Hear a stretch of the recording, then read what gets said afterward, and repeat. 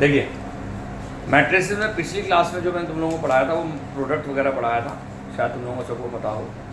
आज जो तुम लोगों को स्टार्ट कर रहा हूँ बच्चों, वो कर रहा हूँ टाइप्स ऑफ मैट्रिसेस। तो लिखिएगा टाइप्स ऑफ मैट्रिसेस।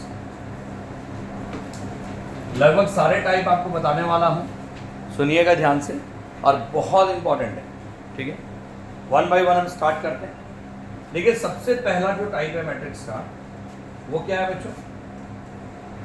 सबसे पहले तुम्हारे पास आता है नल मैट्रिक्स। लिखिएगा हेडिंग नल मैट्रिक्स। मैं पूरी डेफिनेशन आपको बोलूंगा, आप फटाफट लिखते रहिएगा। भाई नल मैट्रिक्स को हम लोग क्या बोलते हैं? देखिए नल मैट्रिक्स जैसे नाम से पता लग रहा है एम्प्टी मैट्रिक्स या यूनिट वॉइड मैट्रिक्स। भाई इसका मतलब तुम्हारे पास होता है ऐसे मैट्रिक्स जिसके सारे element zero.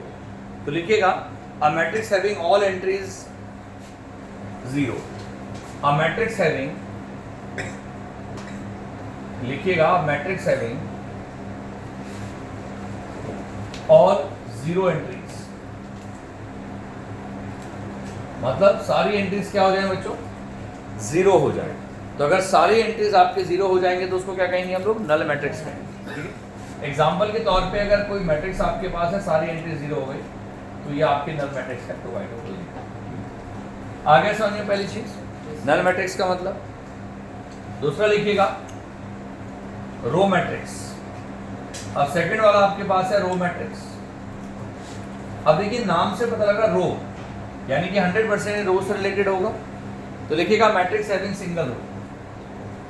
A matrix having single row is called row matrix. भाई रो मैट्रिक्स हम लोग किसे कहते हैं बच्चों? कोई ऐसी मैट्रिक्स जिसके अंदर सिंगल रो होती है, that is called row matrix, ठीक है। अगर सिंगल रो हमारे पास होगी तो उसको क्या कहेंगे हम लोग? रो मैट्रिक्स कहेंगे। गॉट इट और नॉट? ठीक है, सिंगल रो आपके पास होने की रो मैट्रिक्स। तीसरा हमारे पास है सिंगल रो का मतलब देखो मैं सब कॉलम कितने भी हों पर रो क्या होनी चाहिए? सिंगल होनी चाहिए। एग्जांपल के तौर पे अगर मान ले कोई ए मैट्रिक्स है और वो आपका मान ले 2 4 7 है, तो मैं क्या नोटिस कर रहा हूँ 1/3 है। तो एक रो 3 कॉलम हो गए ना बच्चों। तो एक रो 3 कॉलम है तो सिंगल रो अगर हमारे पास है दैट इज कॉल्ड, क्या बोलेंगे उसको? Row matrix. तीसरा हमारे पास है कॉलम मैट्रिक्स। अब अगर हम बात करते हैं बच्चों कॉलम मैट्रिक्स की, तो कॉलम मैट्रिक्स किसे बोलते हैं? देखिए अ matrix having single column, a matrix having single column is called क्या बोलेंगे? Column matrix. मतलब जिसमें सिंगल कॉलम होगा। एग्जांपल आपके पास है, जैसे अगर कोई मैट्रिक्स आपके पास बी है और उसके अंदर सिंगल एलिमेंट हो गया, मान ले 1 2 3 4, तो ये इसका ऑर्डर कितना हो गया? नहीं 1 2 3 4 ऐसे होगा, क्या आएगा? 1 2 3 4 कर दो, तो इसमें कितना हो गया? 4/1, यानी कि कॉलम ए को रो कितनी भी हो कोई फर्क नहीं पड़ता, that is called column matrix, ठीक है। चौथा आपके पास आता है रो मैट्रिक्स। समझ में आ गया बच्चों? कॉलम मैट्रिक्स समझ में आ गया, ठीक है, वेरी गुड। अगला आता है हॉरिजॉन्टल मैट्रिक्स। देखिए हॉरिजॉन्टल मैट्रिक्स की अगर हम बात करें तो देखो, अब मैंने आपसे पहले भी कहा था कि आपके पास मैट्रिक्स क्या है? एक रेक्टेंगुलर एरे है। मतलब हम लोग क्या करते हैं, रेक्टेंगल में रोज और कॉलम को इंट्रोड्यूस वो करते हैं, पुटअप करते हैं। तो सोचिए अगर मान ले मैं कहूँ कि यार मैट्रिक्स का ऐसा शेप है, ये भी रेक्टेंगल है, और या मैट्रिक्स का ऐसा शेप हो सकता है। तो अगर मैट्रिक्स का ऐसा शेप आपको लगे तो इसको बोलते हैं हम लोग क्या? हॉरिजॉन्टल, क्योंकि रेक्टेंगल हॉरिजॉन्टली बन रहा है, लेंथ इधर है, और अगर वो वर्टिकल बने तो ऐसे बन रहा है। Got it? अब सुनिए हॉरिजॉन्टल मैट्रिक्स में क्या होता है। In horizontal matrix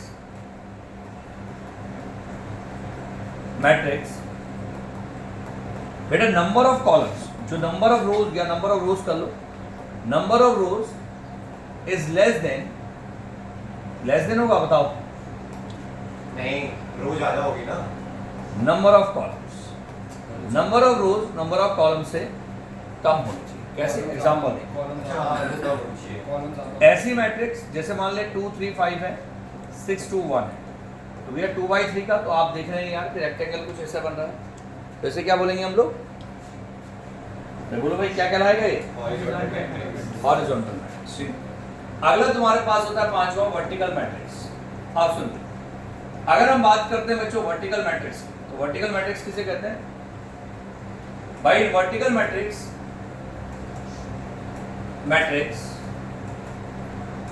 number of रोज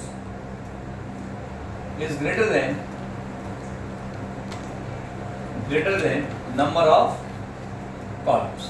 भाई नंबर ऑफ रोज जो है वो नंबर ऑफ कॉलम से क्या है? ज्यादा होना चाहिए। एग्जांपल के तौर पे अगर मान लें कोई मैट्रिक्स ए है और उसमें आपके पास मान लिया है 5 7 9 2 3 5, तो आपका क्या आ गया? 3/2 आ गया। तो कॉलम आपके क्या है? नंबर ऑफ रोज से ज्यादा कम है, मतलब number of rows number of column से ज्यादा है। जैसे क्या बोलेंगे हम लोग? ये क्या है?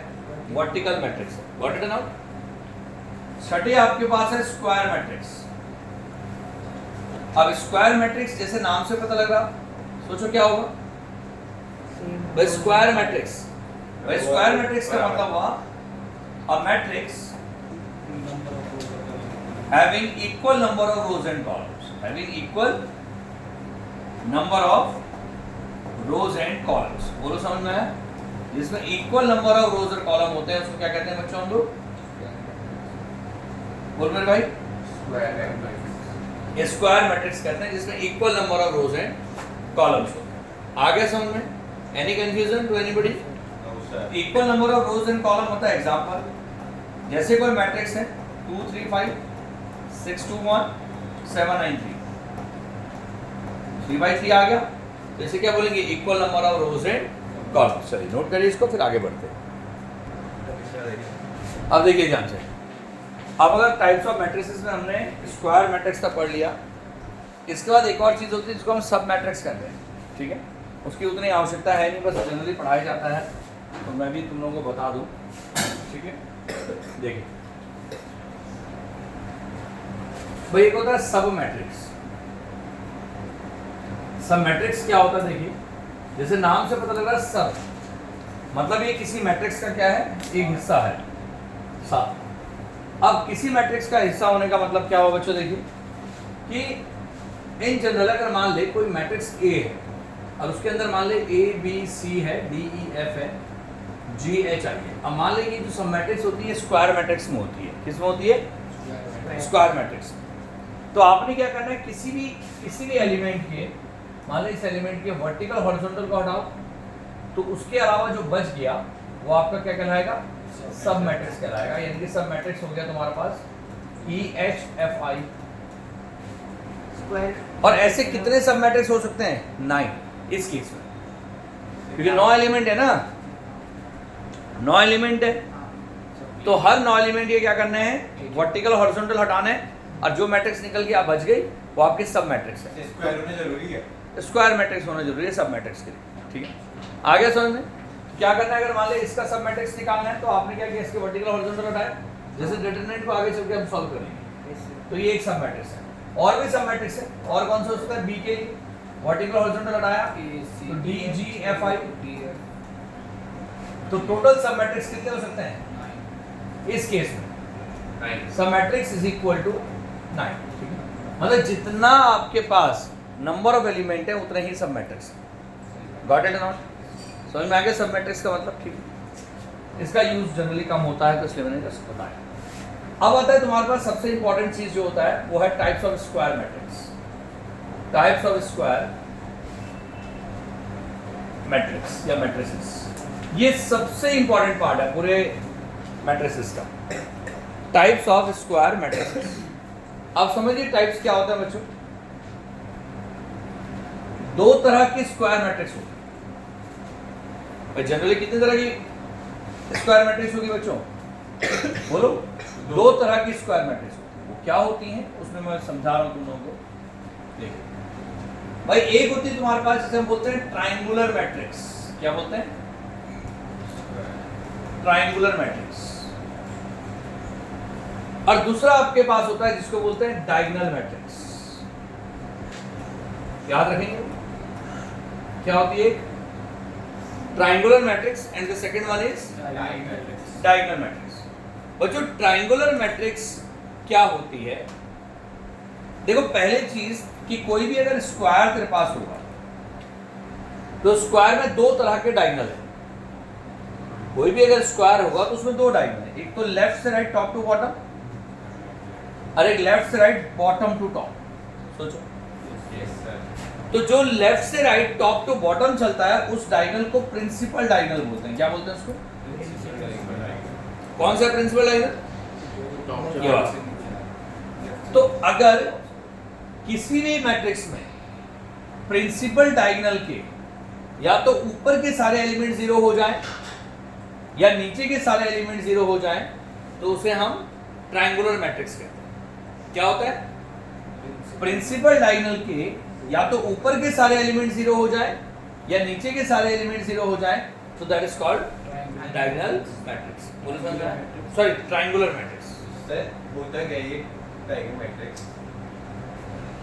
यही मैं तुझे समझाने की कोशिश कर रहा हूं तो समझ नहीं रहा, तो दोबारा ये क्या है? मैट्रिक्स का नामकरण समझ ले।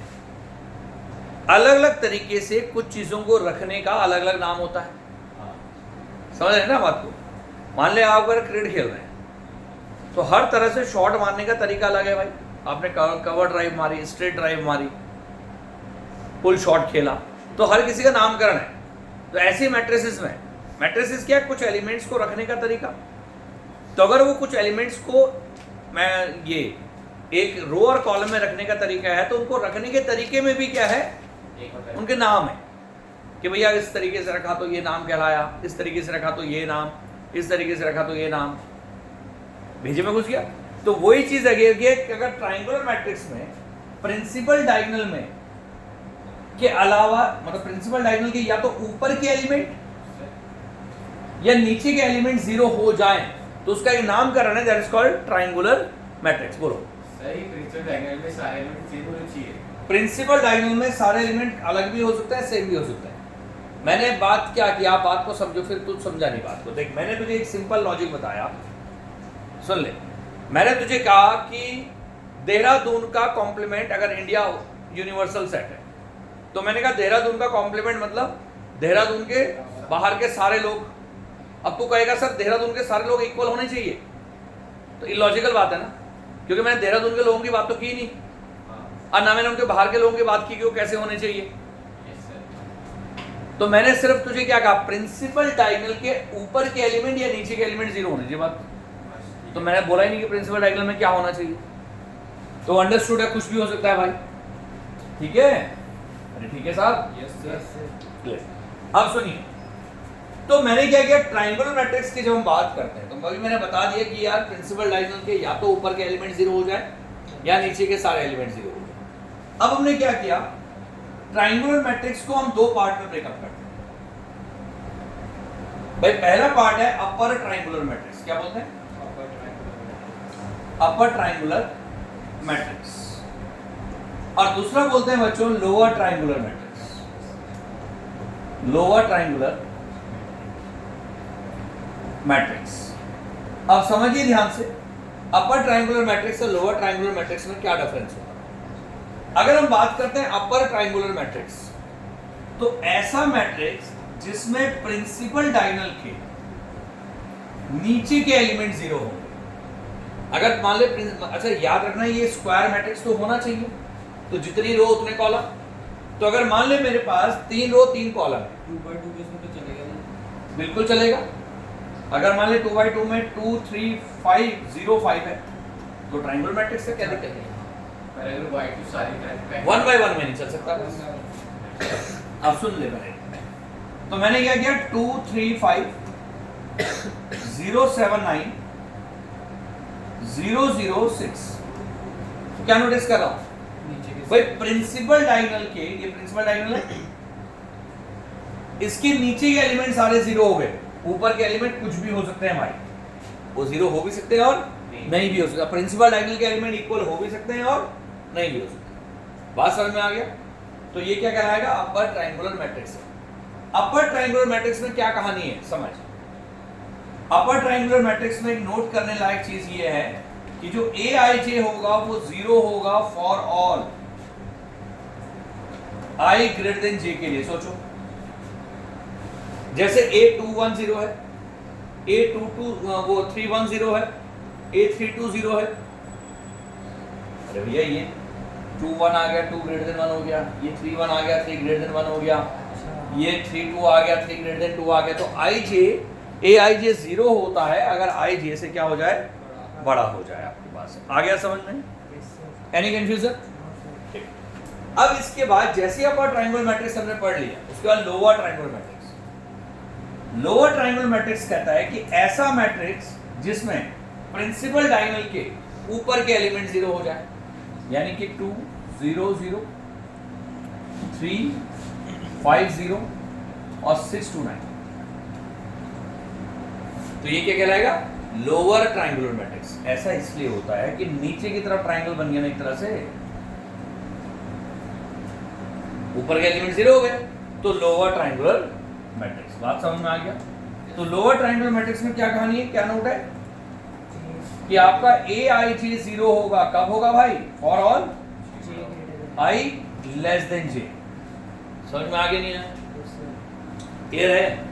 ये क्या होता है? Triangular matrix. अब बारी आती है डायगोनल मैट्रिक्स। तो साहब डायगोनल मैट्रिक्स किसे कहते हैं? सुनिए, डायगोनल मैट्रिक्स कहते हैं ऐसे मैट्रिक्स को जहां पर aij 0 होता है for all i does not equal to 0। मतलब क्या हुआ? मतलब प्रिंसिपल डायगोनल के अलावा बाकी सारे एलिमेंट 0 हो गए। नहीं समझे क्या बोला मैंने? प्रिंसिपल डायगोनल के अलावा सारे एलिमेंट 0 हो जाएं तो that is called diagonal matrix. Example भाई ऐसे मैट्रिक्स जिसमें 2 0 0 0 3 0 और साथ 0 0 5 3 by 3 की मैट्रिक्स हो गई। तो प्रिंसिपल डायगोनल के अलावा बाकी सारे एलिमेंट क्या हो जाए? 0 हो जाए, तो उसे क्या कहते हैं? हम डायगोनल मैट्रिक्स कहते हैं। देखो घुस गया? Any confusion? अब डायगोनल मैट्रिक्स को फर्दर ब्रेक करा जाता है स्केलर मैट्रिक्स में। किसमें?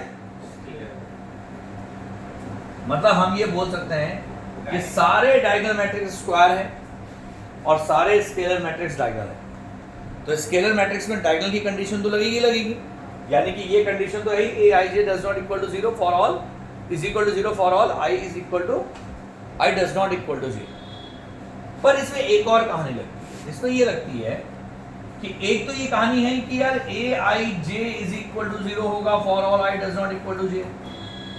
साथ ही साथ इसमें लगती है कि aii किसी लैम्डा कांस्टेंट के बराबर होगा फॉर ऑल, पता ही तो है, आई लिख दिया तो अंडरस्टूड हो गया, यानी कि 1 1 2 2 3 3 4 4। समझ में आया? एग्जाम्पल मतलब कुछ ऐसा समझ कि ऐसी मैट्रिक्स जिसमें अगर मान ले 3 है 0 0 0 3 0 और सब 0 0 3, क्या हुआ पता? प्रिंसिपल डायगोनल के सारे एलिमेंट इक्वल हो गए। तो साहब अगर वो इक्वल हो गए तो क्या कहलाएंगे? Scalar matrix. बोलो आ गया समझ में? Any confusion? बताओ। सर हाँ बोलो। मतलब जैसे अपर ट्रायंगुलर मैट्रिक्स है, हाँ। उसमें नीचे के तो सारे 0 हो गए और ऊपर पे भी एक 0 है, तो मैं तेरी बात नहीं समझा। अपर ट्रायंगुलर में क्या? अपर ट्रायंगल नीचे के तो 0 मान लो। हाँ, ऊपर सारे 0 हो जाए तब भी चलेगा, है ना? मतलब वो बन जाएगी डायगोनल बिल्कुल। और मुझे सिर्फ इसकी ये कंडीशन को फॉलो करना। ऊपर चाहे 2 में 0 या 1 में हो, उससे फर्क नहीं पड़ता। भाई अपर ट्रायंगुलर में कहता है कि नीचे के सारे एलिमेंट 0 होने चाहिए, बात खत्म। वो ऊपर के एलिमेंट की बात नहीं करता क्या होने चाहिए, पर नीचे के एलिमेंट 0 होने चाहिए, दैट्स इट। गॉट इट और नॉट? प्रिंसिपल डायगोनल ही बिल्कुल, प्रिंसिपल डायगोनल के नीचे केवल। अब देखिए इसके बाद स्केलर मैट्रिक्स के बाद आता है तुम्हारे पास आइडेंटिटी मैट्रिक्स। क्या आता है? आइडेंटिटी। अब आइडेंटिटी क्या होता है देखिए, समझिएगा, समझा रहा हूं, थोड़ा सा जगह बना रहा हूं। अब सुनिए, अब आता है तुम्हारे पास आइडेंटिटी मैट्रिक्स। थोड़ा सा और, आइडेंटिटी मैट्रिक्स ये बड़ा इंपॉर्टेंट है भाई। आइडेंटिटी बोलेंगे और यूनिट मैट्रिक्स क्या बोलते हैं? यूनिट। या तो आइडेंटिटी मैट्रिक्स बोलिए या क्या बोलेंगे बच्चों? Unit matrix. तो सुनिए भाई, सारे आइडेंटिटी मैट्रिक्स स्केलर होते हैं, सारे स्केलर डायगोनल होते हैं। तो यूनिट मैट्रिक्स ऐसे मैट्रिक्स को कहा जाता है जिसमें प्रिंसिपल डायगोनल के सारे एलिमेंट इक्वल तो होने ही चाहिए, पर वो इक्वल किसके हो जाएं? 1 के, यानी कि AIJ AII ऐसे बोलेंगे ना, AII इज इक्वल टू 1 हो जाए। तो मतलब एग्जांपल भाई ऐसा आई जिसमें 1 0 0 0 1 0 0 0 1, सोचो अरे भैया प्रिंसिपल डायगोनल के सारे एलिमेंट क्या हो जाए? 1 हो जाए। तो अगर 1 हो जाएंगे तो क्या कहलाएगा आपका? आई तो लिखा है, अरे आई है, ठीक है। A11 A22 A33 A44, तो ये आपके क्या हो जाए बच्चों? तो अगर ये आपके पास क्या हो जाए बच्चे? 1 हो जाए तो इसको क्या कहेंगे हम लोग? Identity matrix. आया समझ में? चलिए नोट करिए, बहुत इंपॉर्टेंट है, नोट करिए इसको। प्रोजेक्ट में दूंगा, देखिए ध्यान से। अब आता है तुम्हारे पास, लिखिएगा head symmetric and Q symmetric matrix. Symmetric matrix लिखिएगा भाई, symmetric and Q symmetric matrix. इसका क्वेश्चन बोर्ड में आने के चांसेस बहुत ज्यादा है। Symmetric and Q symmetric matrices लिखिएगा, लिखा बच्चे? Symmetric and Q symmetric matrices. अब सुनिए,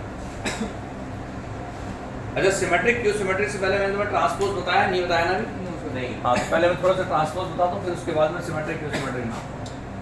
मुझे लग रहा था कि शायद मैंने बता दिया हो, देखिएगा। अगर हम बात करते हैं बच्चों सिमेट्रिक क्यू सिमेट्रिक से पहले ट्रांसपोज ऑफ अ मैट्रिक्स क्या होता है?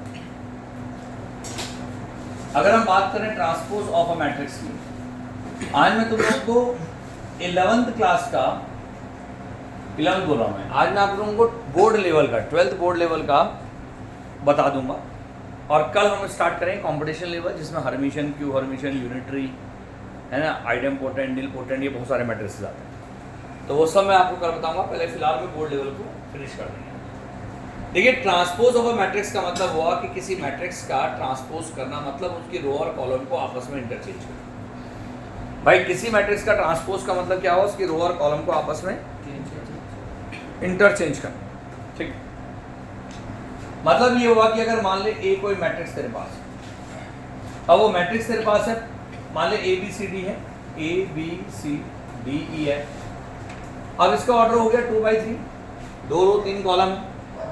तो अगर हम बात करें ट्रांसपोज ऑफ मैट्रिक्स की, तो then transpose of capital A, तो इस मैट्रिक्स के ट्रांसपोज का मतलब होता है ए के ऊपर डैश। बोलो समझ में आया? क्या होता है बच्चों? ए के ऊपर डैश, या इसको लिखते हैं ए के ऊपर टी का साइन। तो आपने इसमें करना क्या है? रो और कॉलम को इंटरचेंज कर देना, यानी जो पहली रो है वो पहला कॉलम बन गया, और जो दूसरी रो है वो दूसरी कॉलम बन, और ऑर्डर हो गया 3/2। समझ में आ गया नहीं है? तो ट्रांसपोज करना मतलब रो और कॉलम को आपस में इंटरचेंज करना। What it is not? इसमें कुछ नोट समझिए भाई, ट्रांसपोज की कुछ प्रॉपर्टीज है, इधर सुनो। पहली प्रॉपर्टी जो ट्रांसपोज की है वो है, अगर किसी मैट्रिक्स का ट्रांसपोज का दोबारा से ट्रांसपोज किया जाए तो दोबारा से मैट्रिक्स ए बन जाता है। नॉर्मल बात है। सोचो मैंने ट्रांसपोज किया, रो कॉलम इंटरचेंज हुई, दोबारा ट्रांसपोज किया, रो कॉलम वापस इंटरचेंज हो गई। तो यार दूसरा हमारे पास क्या बनता है बच्चों? किसी मैट्रिक्स को प्लस या माइनस करा जाए दूसरी मैट्रिक्स के साथ, और तब उसका ट्रांसपोज किया जाए, तो इसका मतलब A transpose plus minus B transpose होता है। यानी कि प्लस या माइनस करने के बाद ट्रांसपोज करें या ट्रांसपोज करने के बाद प्लस माइनस करें, कोई फर्क नहीं पड़ता। तीसरा, अगर कोई कांस्टेंट को किसी ए से मल्टीप्लाई करा जाए तब उसका ट्रांसपोज किया जाए। इधर सुनो, किसी मैट्रिक्स कैपिटल ए है, मतलब कोई के को ए से, मतलब पहले मल्टीप्लाई किया कांस्टेंट से और तब ट्रांसपोज करें, या ट्रांसपोज करने के बाद कांस्टेंट से मल्टीप्लाई करें, कोई फर्क नहीं पड़ता। चौथी प्रॉपर्टी, अगर कोई दो मैट्रिक्स को मल्टीप्लाई किया जाए तब ट्रांसपोज किया जाए या ट्रांसपोज करने के बाद मल्टीप्लाई किया जाए, फर्क तो नहीं पड़ेगा, पर वो ऑर्डर मतलब रिवर्स हो जाएगा। कैसे? ए बी का whole transpose B transpose A transpose हो जाता है, मतलब फर्क तो नहीं पड़ा, पर क्या हुआ, वो रिवर्स हो जाता है। इसी पैटर्न पे, इसी चौथी प्रॉपर्टी के पैटर्न पे बच्चों, अगर मान ले बहुत सारी मैट्रिसेस हैं, तो A1 है इंटू A2 है इंटू A3 है एंड सो AN है, और उसका ट्रांसपोज कर रहे हैं, तो सर AN पहले आएगा, AN ट्रांसपोज, और into and so A3 transpose, A2 transpose और A1 ट्रांसपोज। समझ में आया? सब पलट जाएंगे। Got it? मल्टीप्लिकेशन में ऐसा होगा, ट्रांसपोज की प्रॉपर्टीज। ठीक है, तो ज्यादा लिखने की जरूरत नहीं। अब देखिए सिमेट्रिक क्यू सिमेट्रिक मैट्रिसेस किसे कहते हैं? भाई किसी मैट्रिक्स का ट्रांसपोज अगर खुद उस मैट्रिक्स के बराबर आ जाए तो वो सिमेट्रिक है, और किसी मैट्रिक्स का ट्रांसपोज के नेगेटिव साइन के बराबर आए तो वो क्यू सिमेट्रिक है। भाई पहले देख लो, फिर नोट करते रहना। इधर देखो, सिमेट्रिक क्यू सिमेट्रिक में सबसे पहले आता है सिमेट्रिक मैट्रिसेस। अब सुनिए भाई, सिमेट्रिक मैट्रिक्स किसे कहते हैं? अगर किसी मैट्रिक्स का ट्रांसपोज उसके बराबर आ जाए तो then A is symmetric matrix. A क्या कहलाएगा? सिमेट्रिक मैट्रिक्स कहलाएगा। Got it? एग्जांपल के तौर पे अगर मान ले कोई ए है और यहां पर मान ले है 3, यहां पर है 5, यहां पर है -6, यहां पर है -5, यहां पर है 8 और यहां पर है 9, यहां पर है 6, यहां पर है -9 और यहां पर है 3, तो ये कोई मैट्रिक्स है और इसका ऑर्डर कितना है? 3/3। तो अगर इसका ऑर्डर 3/3 है तो आप ये सोचिए, देन अगर एक के ऊपर ट्रांसपोज का साइन लगाया जाए तो क्या होगा? जब ट्रांसपोज करो कितना आएगा? 3, 5, 6। अच्छा एक मिनट, थोड़ी सी गलती होगी मुझे एग्जांपल में। वो माइनस का 9 नहीं होगा। अरे एक मिनट भाई, एक बोलिंगा कुछ चल, तो मैंने क्यू सिमेट्रिक का एग्जांपल लिख दिया था। अब सुनिए, या अब अगर मान ले मैं इसको ट्रांसपोज करूं तो क्या आएगा? 3, 5, 6, 3, 5, 6 इधर आ गया, 5, 8, 9 और 6, 9, 3। तो मैं क्या नोटिस कर रहा हूं? ए का ट्रांसपोज ए है, देख कोई फर्क पड़ा नहीं। तो अगर ए का ट्रांसपोज ए आ गया तो उसे क्या कहेंगे? सिमेट्रिक मैट्रिक्स कहेंगे। अब सिमेट्रिक मैट्रिक्स में एक नोट करने लायक चीज है, वो क्या है बच्चे? कि इन सिमेट्रिक मैट्रिक्स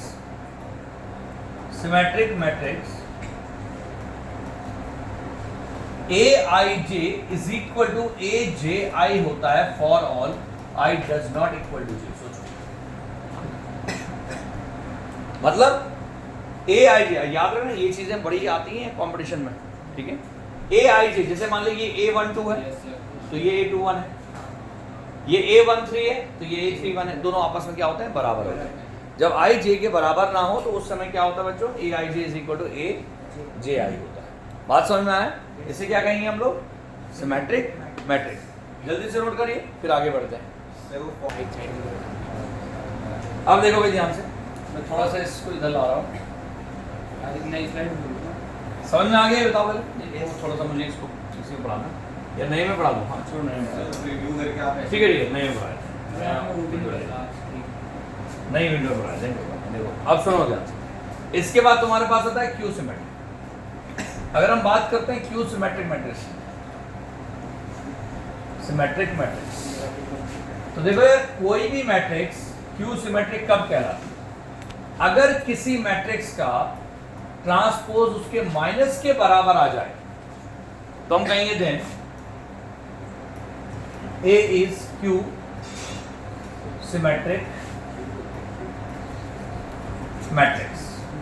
तो A आपका बच्चे क्यू सिमेट्रिक मैट्रिक्स होगा अगर किसी मैट्रिक्स का ट्रांसपोज के नेगेटिव साइन के बराबर है। एग्जांपल के तौर पे देख सकते भाई, कोई भी मैट्रिक्स है, उसके एलिमेंट मान ले 0, 3, -5, -3, 0, 7, 5, -7, 0 है।